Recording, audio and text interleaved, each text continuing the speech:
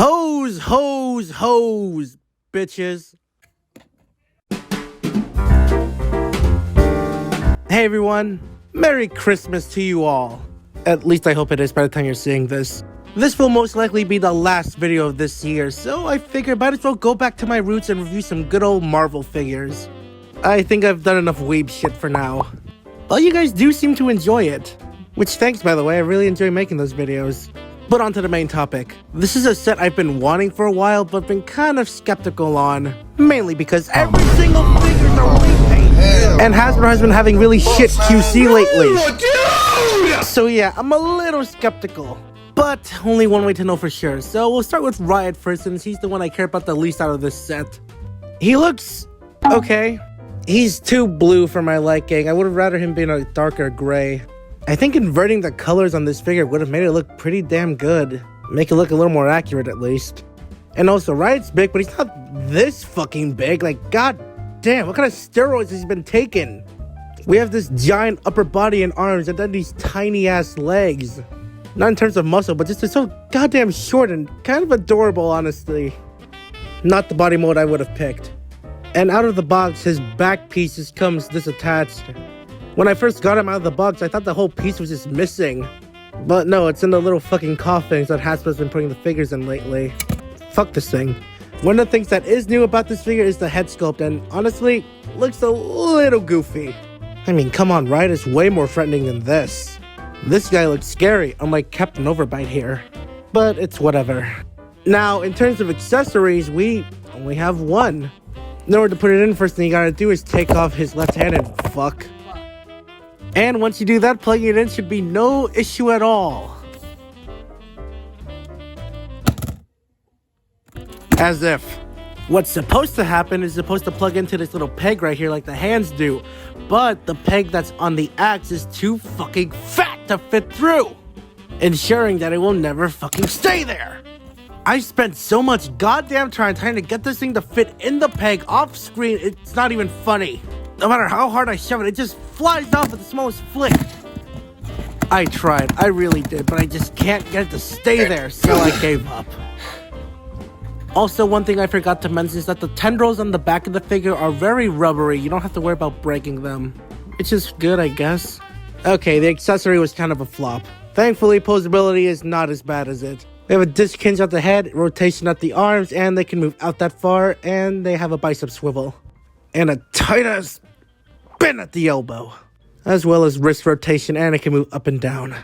He has an ab crunch and a swivel at the waist.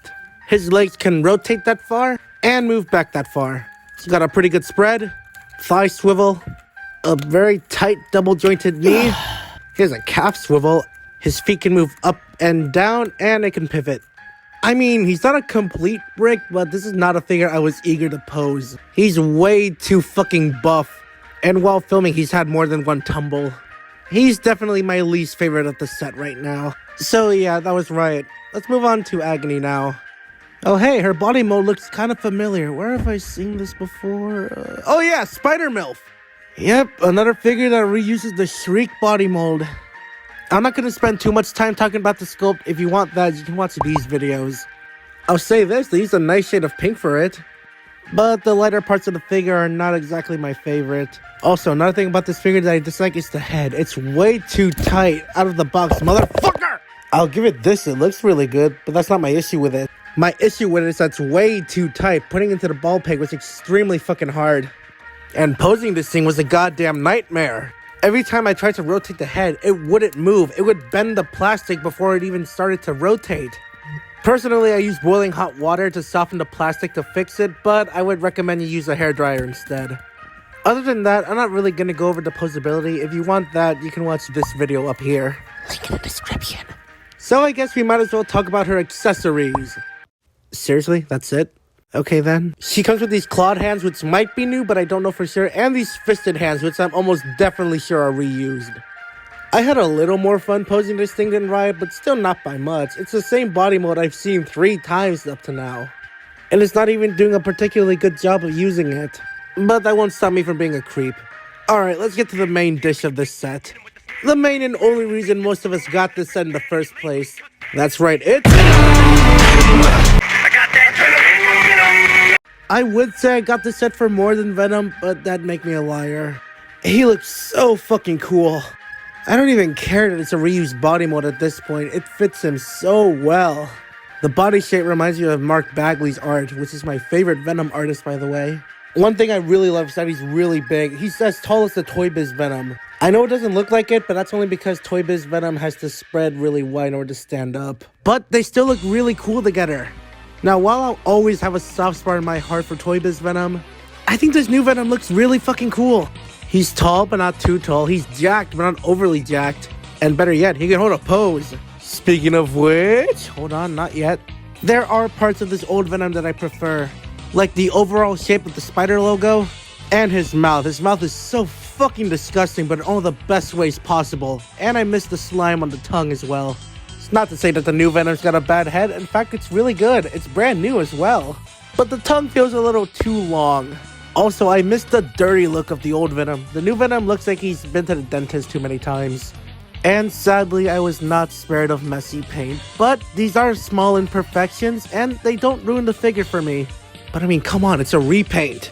But something that's a little more serious than just a few paint mishaps is that the joints feel really gummy, kind of like the Dr. Octopus in the Silk review. Okay, it's not that bad, but still, I hope the figure can withstand the play I've been giving it throughout these past few weeks. Thankfully, the accessories are pretty good, despite there only being a few of them. Comes with the standard hands, fisted hands, and clawed hands, which is really all he needs. Fully covered Venom head with the overly long tongue. Like, geez, what are you trying to do? Eat your own ass or something? But then there's this half uncovered face. Holy fuck, this is the best part of the figure. And probably the best accessory out of any Venom figure. He looks so fucking pissed off. The sculpting on the face is perfect. This motherfucker is so angry, his eyes are bloodshot. Holy shit. Hasbro made this? Now, while these accessories are really cool, they're helped by some amazing posability. His head is on a Diskins joint, which I'm not the biggest fan of. I would prefer if it was a double ball joint, but this is alright, I guess. The range and movement is pretty good, I'll admit. And the rest of the posability is pretty standard. It's got arm rotation, it has a butterfly joint, which is pretty pronounced on this figure, more so than any other ones I've seen. His arm can move out that far. He's got a bicep swivel and a bend at the elbow. He's got rotation at the wrist, and it can move up and down as well. He has a kind of loose ab joint, admittedly. It's not overly floppy, but it can move when you don't want it to at times. He's got a waist swivel as well. His legs can kick up that far, and move back not that much. He's got a beautiful spread, though.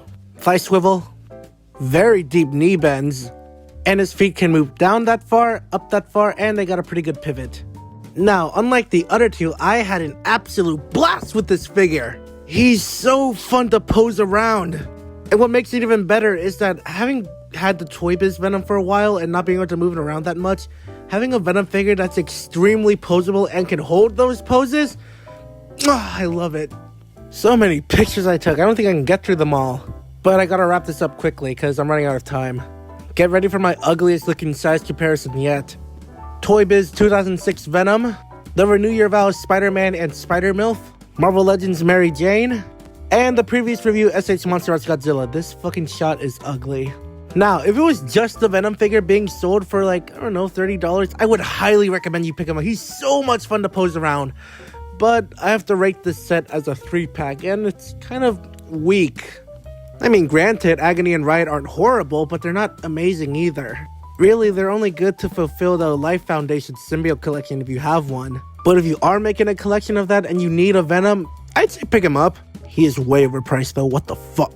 And I've seen people pay up to $60 just for the Venom itself.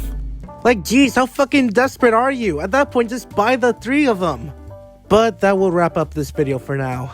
Thank you all so much for watching over these past few months. It's been a blast making these videos.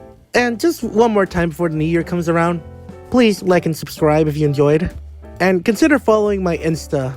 It's in the description. Alright, that's about it. Happy holidays, everyone.